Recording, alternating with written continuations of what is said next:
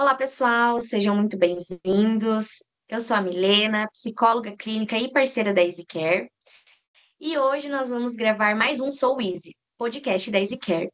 E hoje o nosso tema será sobre diversidade. E para isso nós contamos com um time incrível para que a gente possa estar criando e acrescentando essa roda de conversa, que é o Sérgio e o João Vitor. Meninos, muito obrigada por toparem esse bate-papo. Sejam muito bem-vindos. Se apresentem para o pessoal que está nos assistindo, falem sobre vocês, fiquem à vontade. Olá, pessoal. Eu sou o Sérgio Tadeu Lourenço Júnior, sou psicólogo clínico e terapeuta sexual.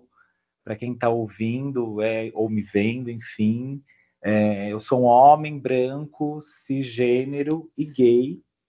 E hoje eu vou contribuir com vocês nesse bate-papo para pensar sobre diversidade sexual e de gênero, que é uma área que eu estudo e também trabalho, mas também eu vivencio quanto um homem gay.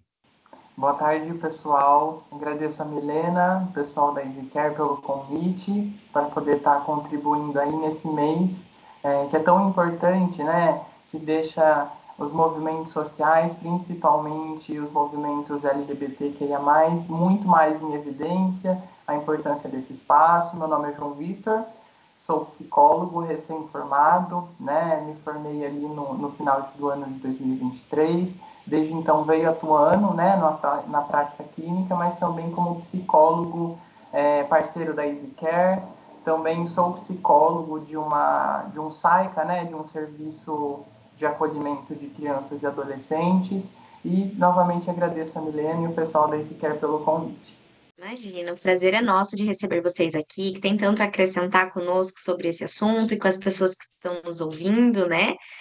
Então, para abrirmos a nossa roda, né, para abrirmos o nosso bate-papo, gostaria que cada um de vocês pudessem compartilhar brevemente não só o mês, mas o que a diversidade representa para vocês. Olha, para mim, esse mês é importante, né, como eu disse, porque é um mês de muita visibilidade, né, é um mês que as pessoas vão começar a debater sobre o tema, é algo que deveria se estender pelo ano todo, né, por todos os meses, mas acho importante a gente levantar, né, esse mês como pauta, porque é um mês realmente de muito debate, né? Então é muito importante para mim esse mês, porque é muito potente, tem um significado pessoal, né? Por me reconhecer como homem cisgênero gay, mas também social, né? Porque é um mês que carrega muita história de resistência, que surgiu, né, de um mês de muita repressão, de muita violência, lá em 1969, com a rebelião de Stonewall, enfim, quando houve um levante, né, das pessoas LGBTQIA+, contra essa repressão e violência. Então, mais do que nunca, né, relembrar é celebrar, mas também relembrar dessa luta diária, né, que todos nós temos enquanto comunidade.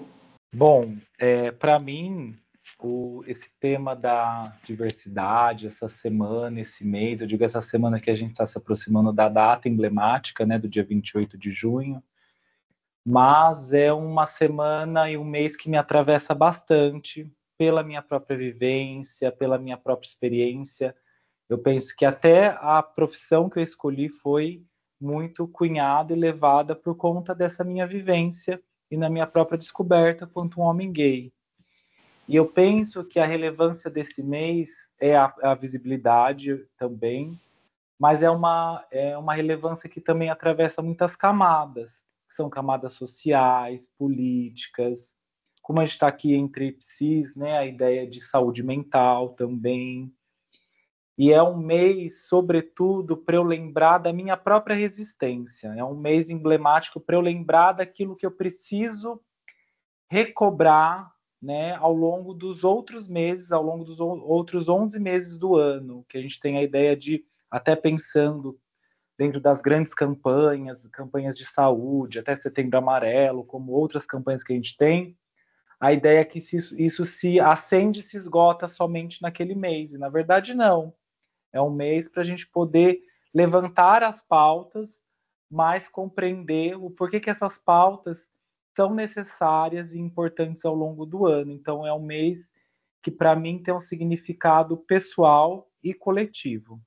E Eu isso, sempre falo que é um mês para que a gente lembre-se de toda a resistência feita até aqui, né? Uma data política, uma data histórica, mas que não deve se restringir somente a esse mês ou a essa data tampouco, né? Que seja um lembrete só de toda a conquista e toda a luta que fizemos até aqui. exatamente, quando o Sérgio vem trazendo, né, dessa vivência pessoal dele, de encontro com a psicologia, eu também me vejo muito nesse papel, né, decidindo, né, em que curso superior que eu iria ingressar lá no ensino médio, e aí me deparo com a psicologia, já que se mostrava muito acolhedora para essas condições, né, para essas pessoas. Eu falei assim, nossa, é aqui que eu vou me achar, que eu me encontrei. Tanto que a psicologia me serviu muito de fortalecimento mesmo, né? Me fortaleci pessoalmente para fortalecer o outro, para ajudar o outro, que eu também é um sofrimento, né, que a gente vem sofrendo socialmente e a gente vai se deparando na clínica também com alguns pacientes com as mesmas questões e é uma dor muito parecida, né? E também, né, um convite para olhar com o impacto dessa discriminação na saúde psíquica dessas pessoas, né? Porque quando ainda houver medo, exclusão, violência, a gente não está falando da saúde integral, né? Então, para mim, é um mês muito importante, principalmente pela resistência, a memória, mas também um compromisso coletivo, né? Um compromisso social para um mundo um pouco mais justo, né? Para todo mundo. E é realmente, né? A gente precisa-se ter esse compromisso de relembrar e celebrar a cada ano, a cada avanço, né? E que ainda temos muito caminho para percorrer. Mas gostaria de saber pela visão de vocês, né? Trazendo um pouco para esse lado de saúde e bem-estar, voltado para o ambiente de trabalho, que apesar de ser uma vivência pessoal, ela é atravessada em todas as áreas da vida do indivíduo, né? Que também é atravessado no lugar do seu ambiente de trabalho, enfim, não só para quem tem um ambiente fixo, mas para quem é autônomo, para quem presta serviço. Então, ainda assim, esse assunto é atravessado em todas as áreas do indivíduo, né? Então, gostaria de saber de vocês, né? Na percepção de vocês, quais os avanços que a comunidade LGBTQIAPN+, teve nos ambientes corporativos nos últimos anos? Olha, até para ser sincero, do ponto de vista de legalidade, da ideia de leis, né, de políticas públicas, eu não saberia te responder a prontidão, mas eu poderia aqui tecer reflexões sobre isso, né, até atrelada com o nosso modelo de produção de vida, com a ideia do trabalho, né, a ideia muitas vezes arraigada que as pessoas têm de achar que a sexualidade, a orientação sexual ou o gênero, não cisgênero de alguém vai influenciar alguma coisa no modo de como aquele indivíduo produz ou não produz o trabalho, da sua própria competência. Mas é um avanço do ponto de vista de que há visibilidade, há uma visibilidade tanto das empresas, do ponto de vista de promover campanhas, só que quantas dessas campanhas também são efetivas do ponto de vista de produzir bem-estar àqueles indivíduos que estão lá dentro, que se reconhecem quanto LGBTs, e também ao lugar de capacitação. A gente precisa lembrar que as pessoas, sobretudo os grupos de travestis e transexuais, são pessoas que não tiveram muitas vezes acesso a um ensino superior, mal terminaram o fundamental, não chegaram a uma escolarização para poder pertencer ao mercado de trabalho. Eu penso que até essa pergunta caberia até uma pergunta antes, né? Onde estão os LGBTs no mercado de trabalho? Né? Como eles acessam o mercado de trabalho? Para poder compreender essa dinâmica. Porque, assim, quando a gente fala LGBT, é importante a gente lembrar que dentro da sigla também há um recorte do que ela pertence na sociedade. Ainda a gente tem que falar de uma interseccionalidade, raça, classe, crenças, enfim. Né? Então, e aí sem cair num clichê político, mas também de uma realidade, a gay branca, né, de classe média, ela vai conseguir um mercado de trabalho, sobretudo se ela performa uma cisgeneridade, né, na própria corporeidade dela. E para ela acessar determinadas áreas, determinados cargos, é muito mais facilitado, talvez, em determinados lugares, do que uma pessoa trans ou travesti, né? Mulheres trans e travestis. Então, há recortes. Eu penso que a gente pode pensar a pergunta a partir de um lugar também desse anterior, né, de onde vem, né, de onde essas pessoas estão vindo, quais são as suas potencialidades que foram dadas a ela e quais foram tiradas dela. Fazer esses recortes seriam importantes também. Mas eu vejo que sim, há um avanço sobretudo na ideia de pensar que é uma visibilidade, mas também entra a história do Pink Money. Assim, é um lugar para a gente sempre estar vigilante, né? Como diz os movimentos LGBTs, nada está ganho, a gente está sempre lutando e reivindicando. E essa sua fala, Sérgio, me atravessa muito num lugar que não tem como a gente falar da comunidade como algo que dê para falar de todas as pessoas somente falando sobre a comunidade. A gente precisa fazer esses recortes singulares dentro das comunidades, dentro da comunidade, para que a gente possa, né, realmente entender de quem a gente está falando. Porque realmente não é só o que se é, mas é o que se performa também, né? Que acaba sendo bem singular de cada pessoa, e aí não tem como a gente falar de um lugar tão amplo assim, tá? Quais são os avanços que a gente tem na comunidade para um homem gay, mas quais são os avanços que a gente tem para uma mulher trans preta? Né? Então, assim, são de lugares distintos e que a gente precisa tomar muito cuidado também para que a gente consiga nomear de quem, né, da comunidade a gente está falando especificamente. Exatamente. Eu acho que cada vez mais tem se falado sobre a pauta da inclusão, principalmente dentro das empresas, mas, assim, é uma necessidade até que é estratégica, né? Falar sobre isso, tem que ter muitos dedos para se falar, né? Tem que ter muita ética. Eu acho que a gente tem visto, por exemplo, os programas de treinamento sobre respeito e diversidade. Acho que poderia ter muito mais as políticas, né, do nome social nas empresas. Claro que ainda com muitas limitações, né, a gente vem vendo esses avanços. Esse podcast, eu acho que aqui é um exemplo disso tudo, né, da disponibilização, da distribuição, da nossa discussão aqui para as empresas também é muito importante. Então, eu acho que vem de uma crescente. Claro que a gente tem muitos caminhos para ser percorridos, muita luta para ser feita, mas eu acho que vem sendo, sim, construindo algo. Eu acho que para o futuro a gente tende a colher bons frutos, né? Assim, torcemos. Exatamente. E até pensando nisso, né, nessa inclusão, quando a gente fala, né, das pessoas da comunidade que já tiveram acesso, aquelas que ainda precisam ter acesso, né, como que vocês percebem de qual é o papel que a empresa tem ou podem adotar para garantir que as pessoas LGBTQIAPN+, realmente se sintam pertencentes e seguras no ambiente de trabalho, né? Sintam que tenham possibilidades nesse mercado de trabalho. Eu acho que a gente pode começar falando, né, como eu mencionei, de algumas capacitações, né, dentro das empresas, sobre principalmente começar pelo RH, né, pelos gestores, qual o nosso papel de inclusão, como que a gente pode fazer para ter uma equipe mais diversificada, como que a gente vai acolher todo mundo. Eu estava pensando como que as empresas elas são um recorte micro, né, dessa sociedade num todo, né? Eles fazem ali desse espaço a reprodução de tudo que a gente vai vivendo socialmente, né?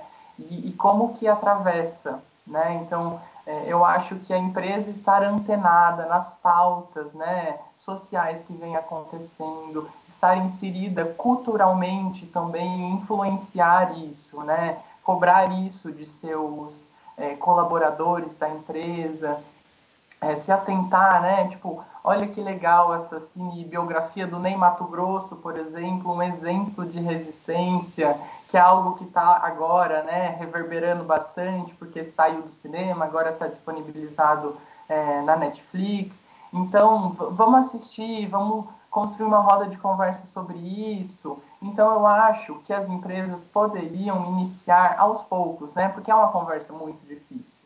São cutucar feridas, né? Feridas sociais.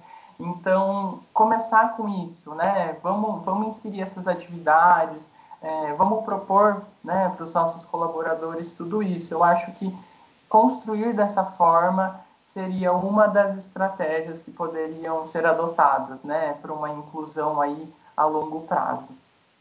Eu vou aproveitar e pegar de gancho, né, o que o João está trazendo, a ideia de poder pensar esse lugar do coletivo e do individual, né, esse lugar de recorte, que a gente traz a crença, todos nós carregamos essa crença, que lá no ambiente de trabalho você é um profissional, né, você é um ser apartado, você suspende toda a sua individualidade e vai aí quase que oferecer a sua força de trabalho até psíquica individual para poder habitar um ser profissional. A gente sabe que, como precisa, a gente não é bem assim, né? Essa separação é tênue, não é clara, e aí começa a entrar em lugares que eu penso que vai se esbarrando exatamente no que as empresas podem adotar, do ponto de vista que, primeiro, é pensar que LGBTs querem trabalhar, né? Eles não querem ser LGBTs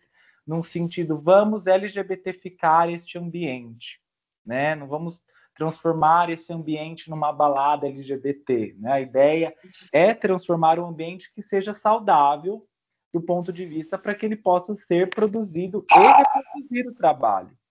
E aí eu penso que vale a pena pensar o lugar de expressão de gênero, como que a empresa se comporta com a ideia de expressão de gênero. Se chega uma pessoa não binária, se chega uma mulher trans ou um homem trans, os seus uniformes seriam respeitados de acordo com sua expressão de gênero? Né? Eles seriam lembrados, valorizados a partir da sua expressão de gênero?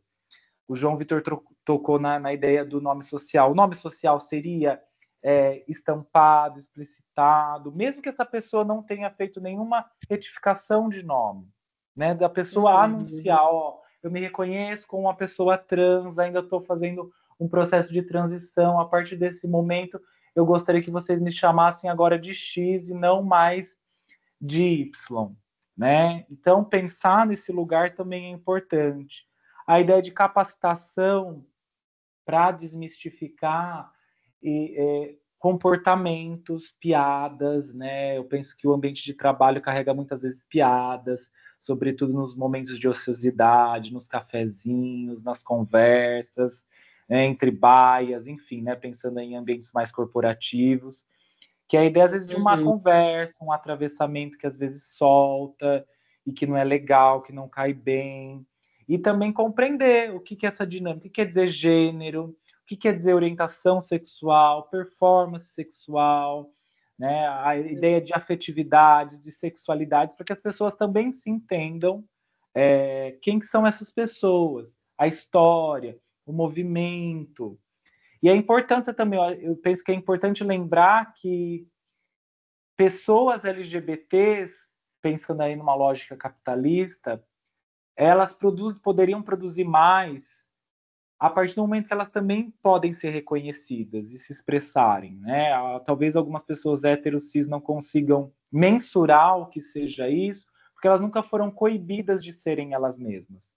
Elas nunca tiveram problema, olha aqui meu namorado, né? Uma conversa, ó, meu namorado. Existem pessoas e casos de LGBTs que ficam anos e anos no armário, dentro do ambiente de trabalho, porque ou perceberam alguma fala, ou algum olhar diferente. Como essa pessoa vai ascender de carreira se o gestor dela for LGBT-fóbico, por exemplo? Não vai. Pode falar, mas ele é uma pessoa que tem uma competência, ele atinge todas as metas, mas não vai. Não venha dizer que vai, porque eu sei que não vai. Né? A LGBTfobia não vai deixar. Pensar também nas questões de licenças de maternidade, paternidade. E se são duas mães? E se são dois pais? Né? Como que isso funciona? Como isso se dá na prática? A ideia de casamento, enfim, tudo que atravessa essas questões, eu penso que uma empresa pode pensar, e não precisa fazer um exercício dialético, grande, complexo, é pensar nas próprias vivências heterossexuais, né? Nas próprias vivências daquilo que compõe a heterossexualidade, que permite que as pessoas transitem, a ideia de banheiro, né? Vamos fazer um terceiro banheiro. Então a gente vai voltar lá no apartheid, vai voltar lá, né, em outros momentos da história para criar um terceiro banheiro para a pessoa trans poder ter as suas necessidades básicas humanas atendidas no ambiente de trabalho. Então, são pautas simples, mas que demandam um esforço muito grande e complexo de quem é LGBT, mas que podem ser olhadas de uma maneira muito natural, fluida, leve, a partir do momento que ela é reconhecida como humana, né? E a gente volta àquele lugar do humano, né? Da humanização, enfim. Uhum, perfeito. E eu fico pensando também o quanto essa questão de demandar energias, né?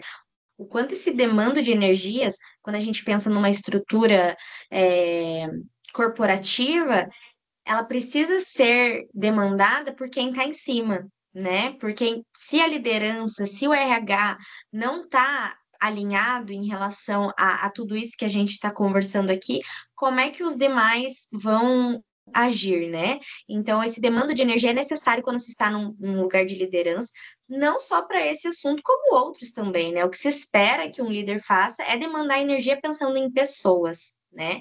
E quando a gente fala, né, de pessoas da comunidade, como que vocês percebem que os líderes, gestores, até mesmo os responsáveis pelo RH podem demandar energia para garantir que as políticas de diversidade realmente saiam do papel, né? Que não fique só no mês do orgulho, que saia daquela cartilha ali básica, né? De bom convívio, mas que realmente tem um impacto na rotina das equipes, né? Um impacto positivo, um impacto de acolhimento, de aproximação. Como que vocês percebem que os gestores, né, eles podem trabalhar nesse sentido?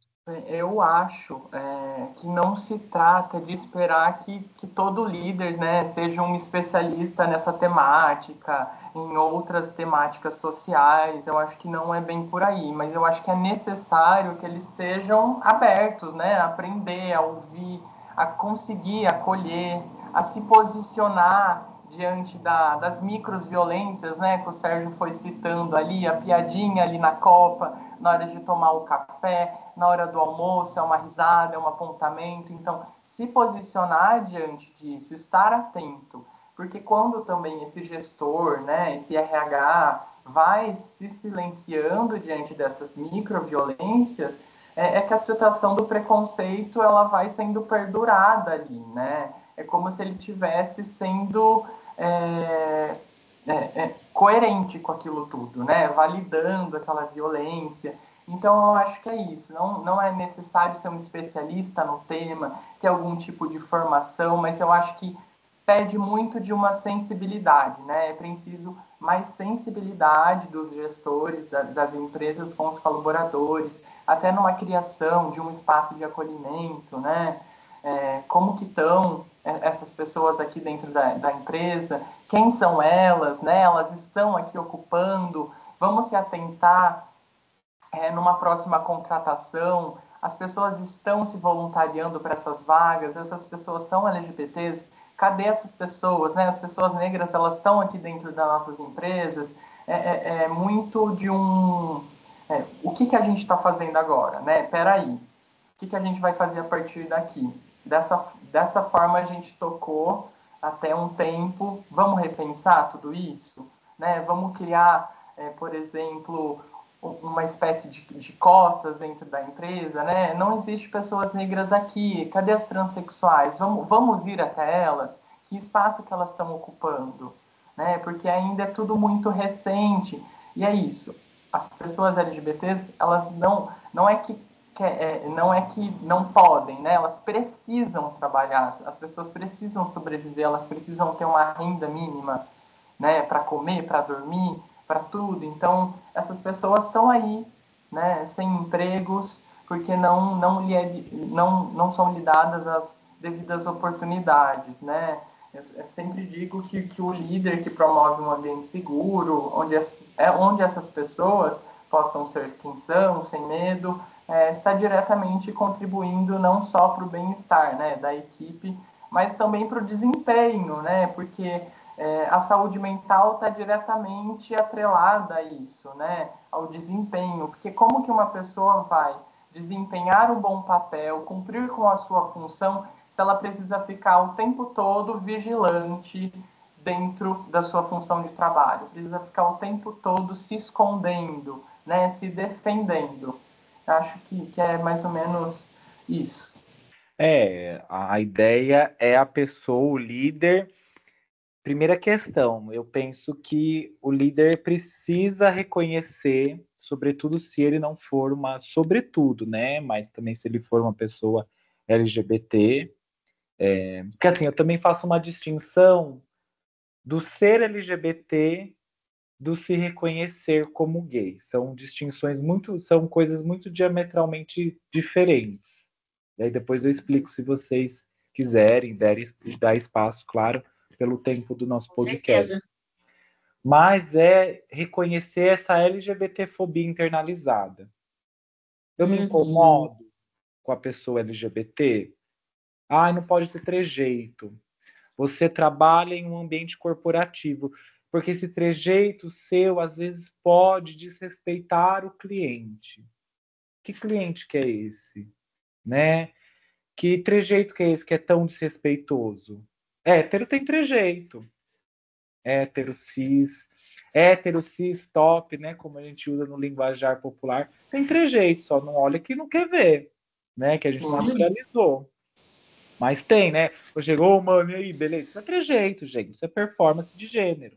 Ele aprendeu a ser assim, ele não nasceu assim, né? Então, reconhecer esses lugares, essa LGBTfobia internalizada, fazer essa desconstrução, compreender, né, o papel dessas pessoas. Porque, assim, eu volto à pauta de novo, pessoas LGBTs querem trabalhar, ponto. Elas querem trabalhar. Elas não estão indo lá para LGBTificar nada, do ponto de vista, vamos tornar aqui um gueto LGBT e vamos fazer um quartel. Não é isso. A ideia é que as pessoas querem ser respeitadas do ponto de vista de ter sua dignidade, seu salário no final do mês, a sua compra, enfim. É reconhecer essa humanização. Eu penso que esse é o pontapé inicial. E aí depois compreendendo outras pautas, a importância do nome, a importância dos pronomes, a importância de não reproduzir piadas, assédios. É que eu não tinha conhecimento na época. Eu hoje reconheço que aquilo foi um assédio. Eu era novo, tinha 20 anos de idade, fui trabalhar numa agência que fazia promoção lá em São Paulo. Era uma promoção, uma grande promoção de venda de televisão, sabe? Que as pessoas fazem promoção, ficam nos supermercados, compre, enfim. E eu lembro que a pessoa que estava me contratando falou que gostou muito de mim, mas que quando eu fosse trabalhar eu não poderia desmunhecar muito. Naquele momento eu não tinha nem articulação política de posicionamento contra os jovens para entender o tamanho da violência. Como assim? Se fosse um hétero, será que ele falaria? Querido, quando você for lá, não fala tanto, mano, viu? Não fica, né, se impondo desse jeito, eu acho que não vai ser legal. A ideia é poder fazer esse lugar de. Eu acho que o líder não é um lugar de privilégio, é um lugar de reconhecer a alteridade. Eu preciso compreender que eu trabalho com o outro e que esse outro precisa estar ali recebendo esse cuidado, recebendo essa atenção. Né? Esse ambiente de trabalho precisa ser minimamente, pensando aí no ideal, ainda minimamente confortável, de saúde mental, de saúde de bem-estar, para que possa ser minimamente prazeroso vir trabalhar. Uhum. E eu vejo, assim, em cargos de liderança, que o mínimo que a pessoa precisa ter para ser um bom líder é ter o interesse nos seus liderados, né? E não é porque a pessoa é da comunidade que é diferente, então é realmente ter esse desejo genuíno em conhecer o outro, em saber sobre sua história, sobre sua narrativa, mas de uma maneira cuidadosa, né? Porque também acontece muito das pessoas acharem que as outras pessoas têm a obrigação de ensiná-las, né? De dar Exatamente. uma aula, ministrar o conhecimento, quando, poxa, uma coisa é você fazer o acolhimento ao interesse genuíno, outra coisa é você fazer com que a pessoa ali, que já está, às vezes, numa situação mais acuada, ter que te explicar o que é uma violência de gênero, ter que te explicar o que é uma, né, violência sexual. Tipo, poxa, né? Tem diferença também entre essas duas coisas. Exatamente. Eu trabalho, né, sou psicólogo técnico de um serviço de acolhimento aqui do município de Leme. E como técnico, né, eu ocupo um cargo superior ali, hierarquicamente, às educadoras sociais, né, que ficam no cuidado diário ali, primário, com as crianças, né, os adolescentes que ocupam o espaço do acolhimento, do abrigo. E a gente tem um adolescente que ele manifestava muito desejo de cursar, né, cursos profissionalizantes mais tidos na área estética, né, que a gente lida socialmente como curso de mulher, né, cursos femininos.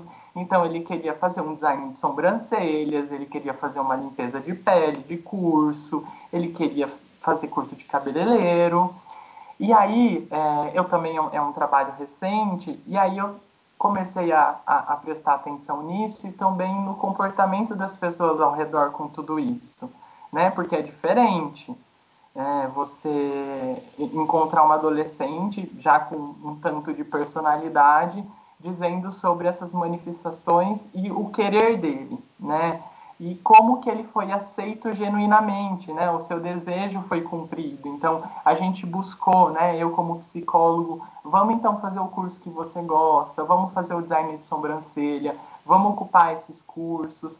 E aí ele começou a trabalhar recentemente também, e ele recebeu o primeiro salário, né? Então a gente guardou uma parte do salário dele para quando ele for, né, desligado aos 18 anos. Atualmente ele tem 16, não tem uma perspectiva, infelizmente, de sair antes. Mas enfim, vai continuar até os 18 lá com a gente, e aí a gente vai guardando um pouquinho dessa renda dele, e aí um tanto ele gasta, né? E aí foi curioso, porque no primeiro salário dele, eu acho tão importante, né? O primeiro pagamento, a gente vai lembrando lá como foi, como que a gente gastou o nosso primeiro pagamento, esse adolescente institucionalizado, muito diferente da minha vivência, né? E aí ele quis gastar com maquiagem, né? Com pincel, com creme de cabelo, com todos esses itens também tidos como femininos socialmente, e como que ele gosta de tudo isso, né? Como que ele foi acolhido e abraçado por todos nós. Né? Mas coube também, anterior a isso, um posicionamento meu. Eu acho que eu ocupando o espaço também como um psicólogo gay, né, dentro dessa empresa, eu acho que eu já tive que, né, me posicionar outras vezes, mas só de eu estar ocupando esse espaço, eu acho que faz as pessoas repensarem duas vezes antes de falar qualquer coisa, né, antes de apontar um dedo. E não tem como a gente exercer esses lugares, né, de acolhimento, de relação com outros, sem a gente realmente conhecer essas subjetividades, né? Eu sempre explico nos meus primeiros atendimentos clínicos, né, sobre a minha área de formação, os meus estudos, e eu falo, os estudos voltados para gênero, saúde mental, raça, classe é importante para que a gente possa fazer um acolhimento adequado para aquela pessoa que a gente está ali, né? Porque mulheres sofrem por motivos diferentes que homens mulheres cis, homens cis, que sofrem por motivos diferentes de homens cis gays, que sofrem por motivos diferentes de mulheres trans. Então, qual é a escuta que a gente está fornecendo para essas pessoas, né? Qual é o acolhimento que a gente está dando? Como que a gente vai querer que a pessoa se sinta segura para trazer suas questões sem que ela se sinta minimamente entendida sobre suas vivências, né? Então, são coisas que a gente precisa ter um apuramento, realmente um letramento de gênero, entender o que que é uma performance, né? Diferentemente da questão sexual, como que a gente entende isso na nossa sociedade, porque caso contrário, isso fica tudo muito vago na prática, né? Sim, né? Não só vago, como fica também um espaço e um silenciamento, e uma abertura para que esse lugar, essa lógica LGBT-fóbica impere. É um lugar também de fazer um contraponto, de escutar, é um lugar de fazer também uma crítica, pensar o trabalho para além do próprio trabalho, né? Como o João Vitor estava trazendo a ideia, essa pessoa, né, que ele estava citando, ela manifestou o desejo dela. Ela manifestou o desejo dela de comprar aquilo que ela queria. O primeiro salário, né, dele era esse. E respeitar e compreender esse lugar dessa subjetividade. O que isso significa para o outro e para ele, enfim. Dá muita conversa sobre isso. Uhum. E pensando, né, bom, a gente sabe da importância do acolhimento, da história, das resistências, e pensando, né, daqui para frente, pensando para as transformações, pensando nesse futuro próximo, né, quais transformações mais urgentes que vocês, né, enquanto psicólogos, acreditam que ainda são necessárias para que a diversidade seja realmente vivida como um valor dentro da empresa, né? E não somente como uma cota, como uma obrigação, mas que realmente tenha o devido valor, né, no dia a dia, nas contratações, enfim, como que vocês pensam isso?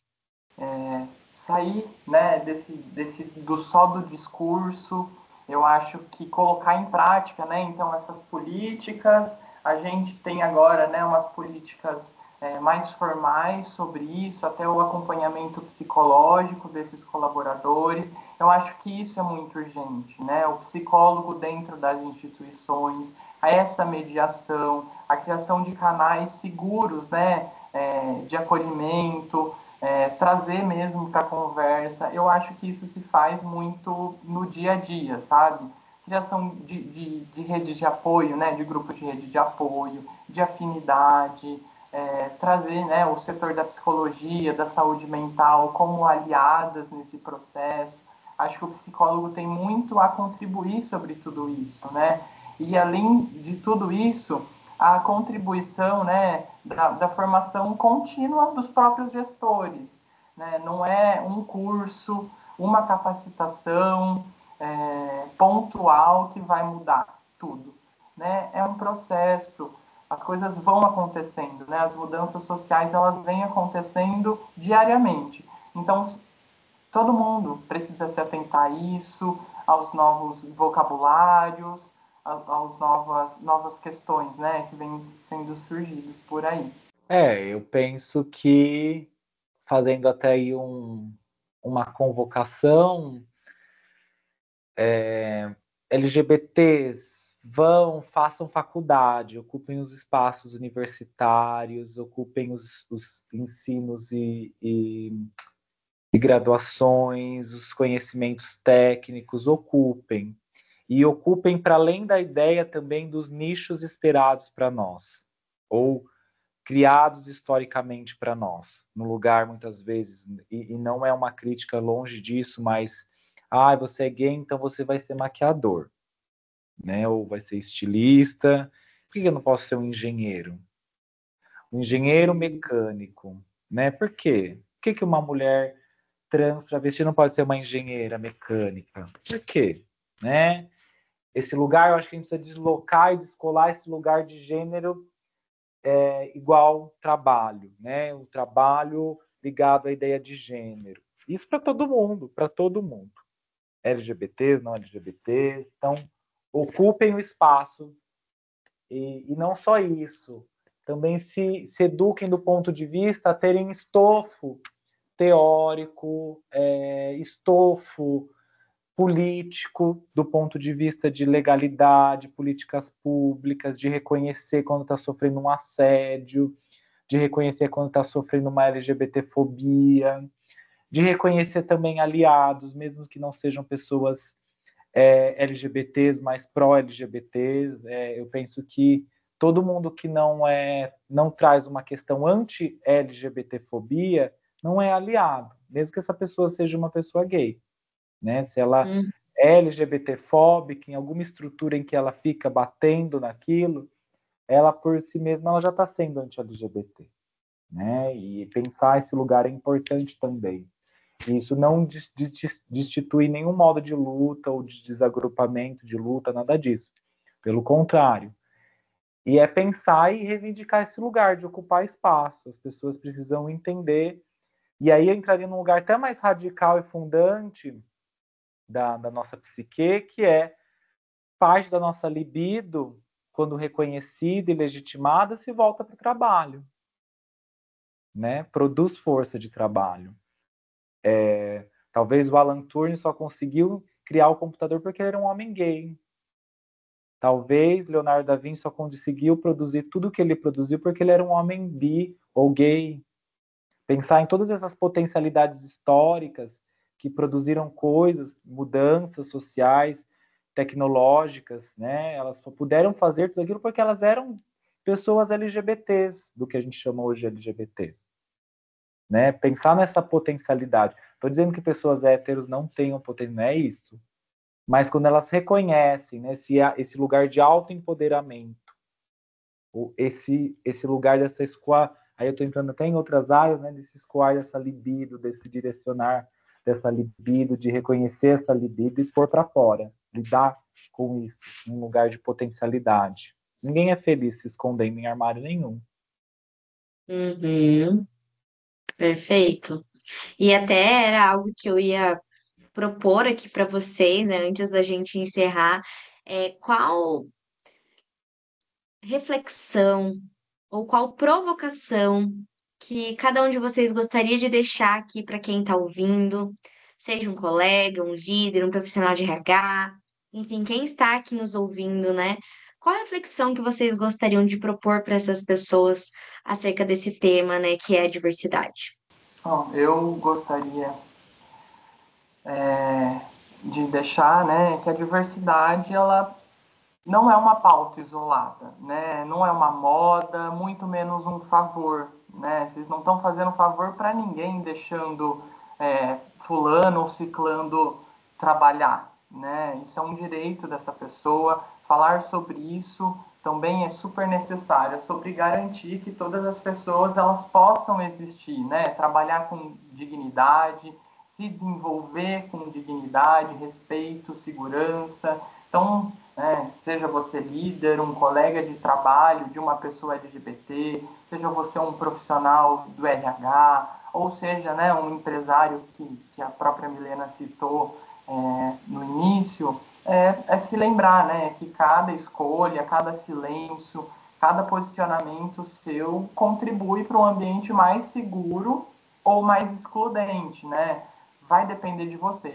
Se você está inserido no mercado de trabalho, você faz parte disso tudo, né? Seja você um colaborador, um empresário, né? Um profissional de RH, um próprio gestor, um dono de empresa, você faz parte disso tudo, né?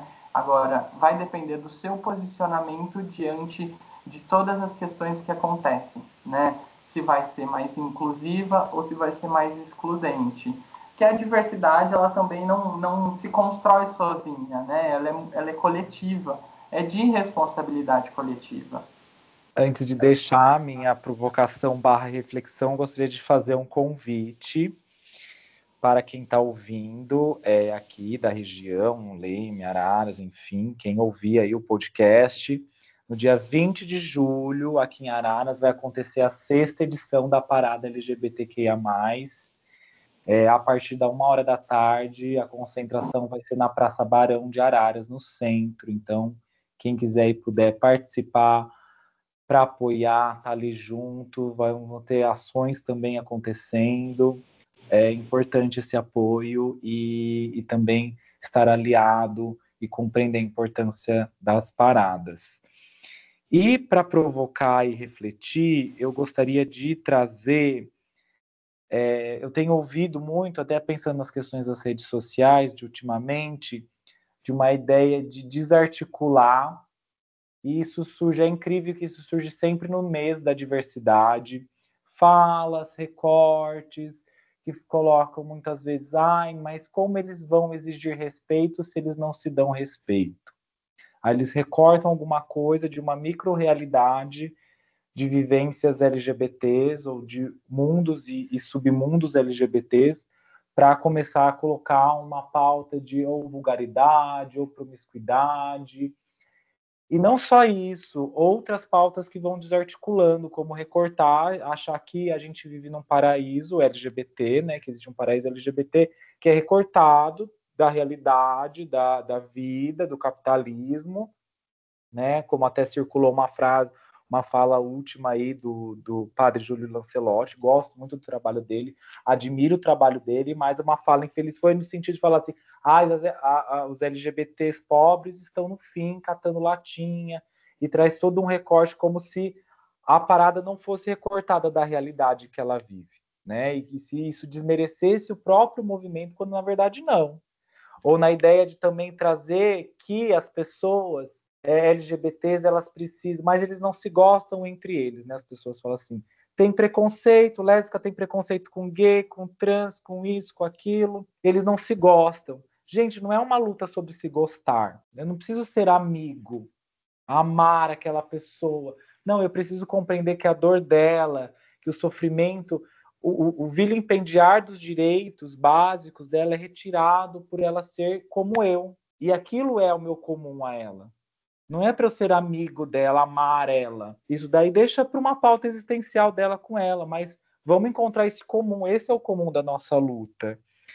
E pensar, para finalizar o incômodo, que talvez o grande fundo da LGBTfobia transpassa a LGBTfobia e vai para um ponto que, enquanto a gente não resolver o nosso incômodo com o sexo, com a sexualidade, a gente ainda vai debater muito esse assunto sobre orientação sexual e de gênero. As pessoas têm um mal-estar profundo com tudo aquilo que evoca sexo, sexualidade, sexualização, binaridade ou não binaridade de gênero.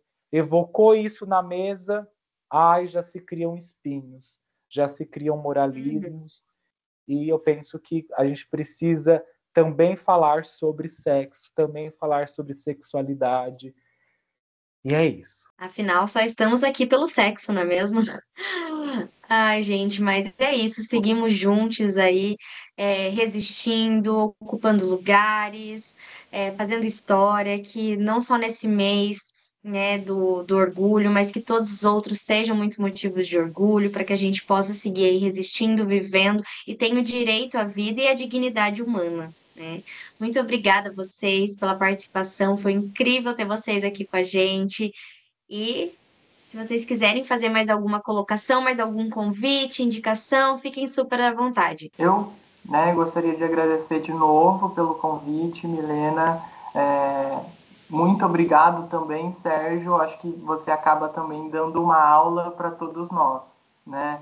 Muito obrigado. Estou sempre à disposição. Obrigado. Obrigado, João Vitor, pelo carinho, o compartilhar de falas e partes importantes para a gente construir esse diálogo, a sua vivência, a Milena pelo convite, a EasyCare, né, pelo espaço, e só agradecer mesmo a oportunidade de poder pensar junto com vocês, e quem estiver aí ouvindo e quiser contribuir depois, não sei se tem um espaço de comentário, enfim, para poder contribuir, questionar, falar não concordo, concordo, por que também discorda, né? Eu acho que a gente também não pode só falar e não discorda, mas por que você discorda, né? De onde vem esse desacordo, né? Vem de lugar de quê? E pensar tudo isso é importante. Obrigado pelo espaço. Mais uma vez, obrigado, viu? Obrigada a vocês, seguimos construindo. Então, esse foi mais um Soul Easy. Espero que vocês tenham gostado. Para quem nos assistiu até aqui, comentem aquilo que vocês acharam, deem suas contribuições. E ficamos por aqui hoje, então. Muito obrigada, meninos, e até mais.